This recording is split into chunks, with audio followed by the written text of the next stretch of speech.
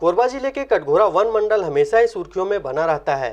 ताजा मामला सामने आया है जिसमें कटघोरा वन मंडल में रेंजरों के रेंज क्षेत्र में उन्हीं के चहेते ठेकेदारों के कारोबार से वन परिक्षेत्र के बीट गार्ड एवं कर्मचारी परेशान रहते हैं।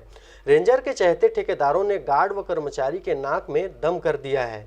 आपको बता दें कि कटघोरा वन मंडल के लगभग सभी रेंज जड़गा, जैतमा, एतमा नगर, केंदई व पसान पर एनीकट व तालाब निर्माण का कार्य चल रहा है, जिसमें रेंजर द्वारा अपने सगे संबंधियों को ठेका देकर काम करवाया जा रहा है।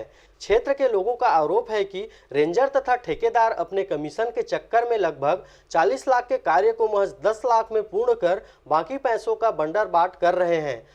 और रेंजर का ऐसा गोलमाल केवल इसी क्षेत्र में ही नहीं बल्कि कई अन्य जगहों पर भी देखा जा सकता है।